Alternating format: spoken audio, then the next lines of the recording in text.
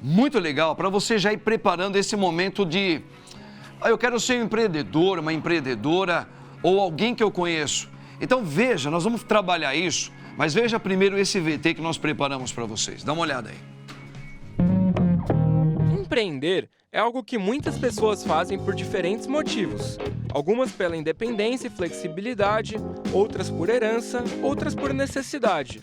Mas independente do motivo, ela deve estar ciente do que a espera. Como qualquer escolha, ainda mais uma dessa magnitude, precisa estar baseada em conhecimento. Saber o que está envolvido, o que significa ser um empreendedor e quais as possíveis vantagens e desvantagens. O primeiro e principal motivo para uma pessoa decidir empreender é acreditar naquele projeto. Sendo empreendedor, você terá autonomia para tomar decisões e não terá que esperar que alguém te diga o que fazer, o que é algo que tem seu lado positivo, mas de extrema responsabilidade. Mas e se o negócio não der certo? Qual o risco de perder investimento aplicado? E a concorrência, o risco de credibilidade, o risco tecnológico, será que vale a pena? Acompanhe agora o nosso papo e conheça as principais vantagens e riscos de se empreender.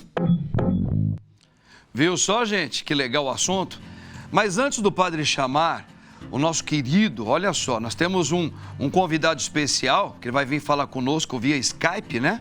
Que é o teólogo Luciano Stein. Só que antes do padre falar com ele, eu quero já abrir um raciocínio que vai ser muito legal até para o próprio Luciano, teólogo.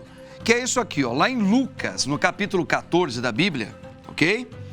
Nós temos essa passagem bíblica que nos abre o próprio Senhor nos dando uma deixa para você saber fazer um bom negócio. Olha só, se um de vocês quer construir uma torre, primeiro senta, calcula quanto vai custar para ver se o dinheiro vai dar. Se não fizer isso, ele vai começar a colocar os alicerces, mas não pode terminar a construção. Aí, todos os que virem o que aconteceu vão caçoar dele, dizendo: este homem começou a construir, mas não pôde terminar. Você vê, lá em Lucas 14, o autor sagrado já nos coloca que em tudo na nossa vida, quando nós queremos fazer algo, um empreendimento ou qualquer outro tipo de atitude para um bem, para um crescimento, nós temos que saber sentar primeiro, fazer todo um cálculo, um raciocínio para ver as coisas. Por isso, eu tenho agora, mais uma vez, a honra de ter, falando conosco aqui no Bendita Hora, o nosso querido teólogo Luciano Stein. Luciano, boa tarde, meu querido. Boa tarde, Padre Marcos. Tudo bem? É um prazer estar novamente aqui com vocês e compartilhar sobre um assunto que eu amo muito falar e que, com certeza, aqueles que têm semelhança divina também assim o fazem. Até os próprios animais, eles têm na sua natureza empreender. Porque quando os pássaros vão acasalar, eles primeiro empreendem um ninho. Acho que deu uma travadinha. Voltou, doutor? Vamos ver aí. Está me ouvindo? Agora sim, pode continuar, doutor, pode continuar. Eu estava dizendo que as aves, quando vão acasalar, elas constroem um ninho. Quando os animais, qualquer espécie, eles estão na sua independência, mesmo vivendo em grupo, eles têm obrigações de construir os seus ninhos. A formiga tem que contribuir, as abelhas têm que contribuir, cada um no seu papel, na colmeia ou no ninho. Quanto mais o gênero humano, que é formado à imagem e semelhança de Deus. Deus é o maior de todos os empreendedores. E o verso 28 do capítulo 14, que estava lendo aí, mostra o quanto Jesus se dedicava a empreendedorismo e a mostrar aos seus discípulos e àqueles a quem ele alcançava que era necessário pensar no que você iria fazer e de que forma você deve empreender os seus recursos. Verdade. Ô Luciano, muitas pessoas têm grandes ideias. Vamos falando, por exemplo, falando de Brasil, existem muitas pessoas que às vezes têm pensamentos empreendedores maravilhosos. Olha, eu penso em trabalhar com isso aqui, eu estou pensando, eu e minha família sairmos daqui, a gente quer montar isso, eu quero criar isso aqui, eu quero dar continuidade a alguma coisa. Então, a parte do empreendimento é algo que ele é bacana, sempre existiu, mas somente as boas ideias, a gente sabe por experiência que elas não são suficientes. Você, além de ter uma boa ideia para você criar alguma coisa, ou nova, inédita, ou algo que está dando certo e que aquela pessoa tem um perfil, não é só desejar querer fazer e já ir se colocando para fazer nos impulsos sem antes, como eu e você colocamos essas primícias. Primeiro tem que sentar, primeiro tem que pensar, para eu fazer um empreendimento, seja ele qual for, quem vai estar comigo, o que eu tenho, o que eu posso fazer, se geograficamente naquele local responde aos anseios que eu tenho, qual é o feedback que aquele perfil da população pode me dar. Tudo isso é muito importante, não é isso? Sim, verdade. Acabaste de fazer um resumo fundamental de uma visão de mercado sobre aquilo que você deseja empreender. Há algo fundamental que as Escrituras nos revelam, é que nem Deus investe em quem não acredita naquilo que está fazendo.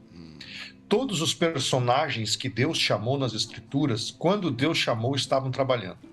Deus nunca chamou alguém que não estivesse manifestando vontade de executar ou de mudar uma realidade.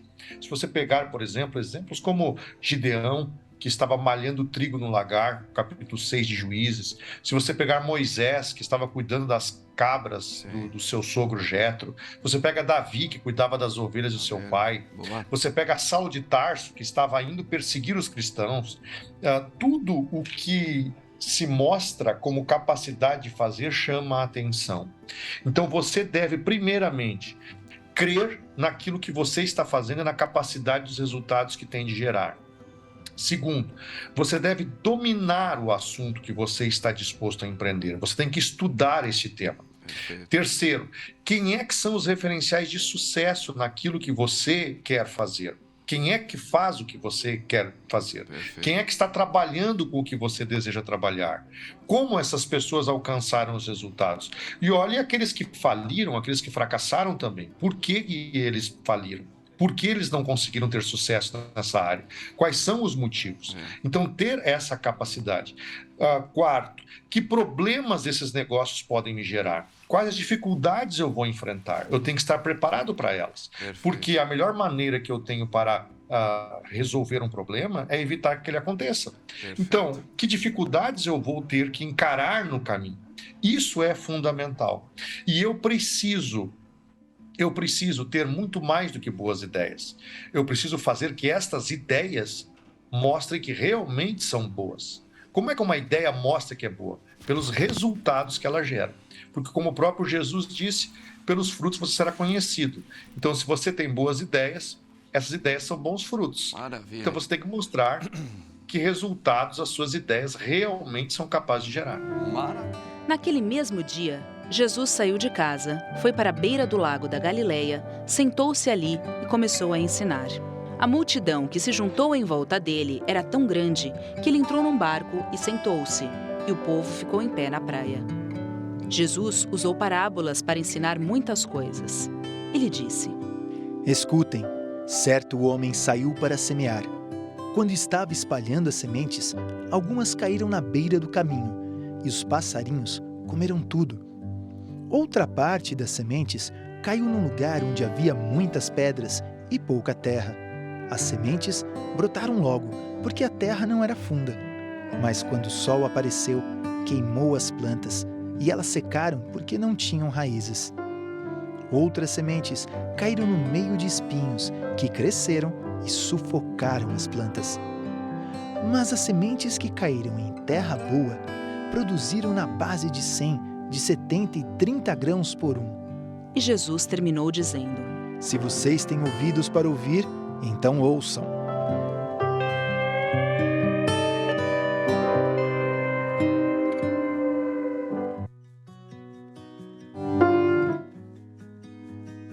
Por esse VT também, aquilo, bastante o que você começou a explicar para nós, esse empreendedorismo como ele deve ser trabalhado.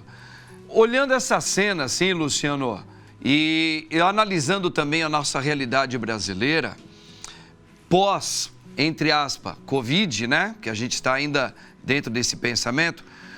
Você acha que vem aumentando, estagnou um pouco, diminuiu essa procura de empreendedores para realizar estas obras diferentes no Brasil? Na semana passada, nós conversamos aqui que a crise, ela é um agente que transfere realidades. A crise transfere riquezas e a crise transfere pobrezas. Todo período de crise é um momento de mudanças de realidades sociais.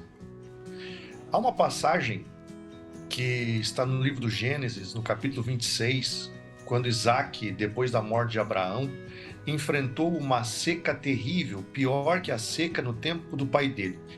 Era uma tragédia social, porque a seca promovia fome, morte, miséria. As pessoas não tinham o que fazer, não tinham o que trabalhar, não conseguiam comer. A realidade era o caos, eles não tinham água. A fome era uma crise global, era como uma pandemia para nós. Nós estamos falando de um período de quase 2000 anos antes de Cristo. Então, a realidade era catastrófica e todo mundo queria salvar o seu. E o que é que foi que Deus disse para Isaac? Não saia, não desça para o Egito, fica nessa terra e semeia nela, porque a responsabilidade de semear é sua, mas de mandar a chuva é minha. Então, quando você realmente crê na semente que tem e sabe que o princípio certo a ser aplicado atrai a bênção de Deus e não tem medo do resultado que você pode gerar, a bênção divina está sobre você e você consegue gerar resultados. Quando nós vemos a parábola do semeador, nós observamos o porquê tantas pessoas não se animam a empreender. Porque elas olham para os 75% que não deu certo. Elas não olham para o 25% que deu.